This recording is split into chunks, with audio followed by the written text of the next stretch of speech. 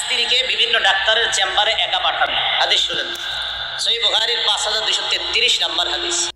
আপনার স্ত্রীকে ডাক্তারের চেম্বারে একা পাঠান, সেই বিষয়ে ইসলামে কি বলছে আজকের এই কথাগুলো শুনেন, শুনলে জানতে পারবেন।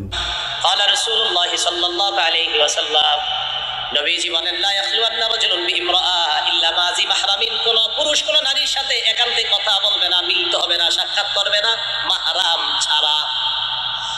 হসপিটালে আপনার বিবি যাওয়ার পর, আপনার বিবি হসপিটালে ডাক্তারের চেম্বারে যাওয়ার পর দরজাটা লাগানো হয়ে যায়, আপনার বিবি আর ডাক্তার ওই রুমের মধ্যে একা। আল্লাহর নবী বলেন, নারী পুরুষ একান্তে সাক্ষাৎ করবে না মাহরাম ছাড়া। এখন যদি বলেন আমি স্বামী হওয়ার পরেও আমাকে চেম্বারে ঢোকার অনুমতি দেওয়া হয় না, স্ত্রীর সাথে যদি স্বামীকে চেম্বারে ঢোকার অনুমতি না হয়, তাহলে অনুমতিটা আছে কারে আমারে বলেন? স্বামী স্ত্রীর সাথে যদি চেম্বারে না যাইতে পারে, তো যাইতে পারবে কি? আজীব এক দুনিয়াতে আছে, নট অ্যালাউ।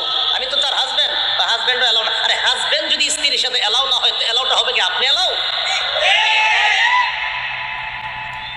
এগুলো 2 নাম্বার কারণ। নারী পুরুষের অবাধ মেলামেশা, শয়তান তাদের মাঝে কুমন্ত্রণা দেওয়ার সম্ভাবনা আছে না নাই?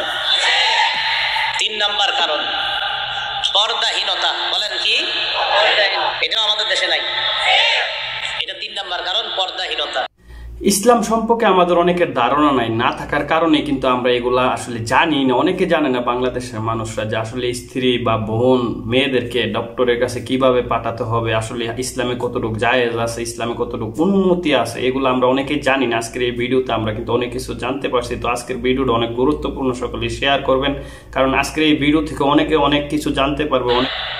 তিরমিজি শরীফের 1173 নম্বর হাদিসের বর্ণনা। قال رسول الله صلى الله عليه وسلم, নবীজি সাল্লাল্লাহু আলাইহি ওয়াসাল্লাম বলেন, আল মারআতু আওরাতুন, নারী হলো আবৃত বস্তু, নারী ঢেকে রাখার জিনিস, নারী গোপন থাকার জিনিস। নারী আবৃত বস্তু, নারী ঢেকে রাখার জিনিস। আমার সাথে বাংলা বলেন, নারী আবৃত বস্তু। সবাই বলেন, নারী আল মারআতু আওরাতুন। এটা নবীজির আরবি, এই হাদিসটা রাসূল সাল্লাল্লাহু আলাইহি সাল্লামের ভাষা। এটা আল মারআতু আওরা, বাংলাটা হলো নারী আবৃত বস্তু। বলেন তো সবাই বাংলাটা কি? ফাইদা ফারাজাত, এই আবৃত বস্তুটা যখন প্রকাশ্যে বের হয়, ইস্তাশরাফাহা শাইতান, শয়তান তখন এই নারীটাকে অন্য পুরুষের চোখে মোহনীয় হিসাবে উপস্থাপন করে দেয়। কোন নারী, তিনি আবৃত বস্তু, তিনি সম্মানী জিনিস। নারী একজন সম্মানিত, নারী ঢেকে রাখার জিনিস।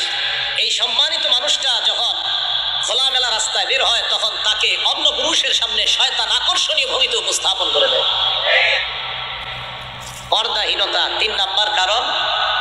এই কারণ মানে আমাদের যুবক যুবতী তারা নষ্ট হওয়ার 3 নাম্বার কারণ। যদি হয়ে যায় আর কি, না হইলে তো আলহামদুলিল্লাহ ভালো। আজকের এই কথাগুলো শুনে কি বুঝতে পারছেন? আপনি কি জানেন এই হাদিস কোরআন সম্পর্কে? আগে কি এই কথাগুলো শুনছেন যে আপনার স্ত্রী আপনার বোনকে ডক্টরের কাছে পাঠান, সেই ক্ষেত্রে আপনি কতটুকু মেনে চলেন এই ইসলামের কথাগুলা, ইসলামের নির্দেশগুলা? তো যদি আজকে নতুন শুনে থাকেন, আজকে নতুন জেনে থাকেন, তাহলে অবশ্যই কমেন্ট বক্সে জানাবেন আর ভিডিওটা শেয়ার করবেন।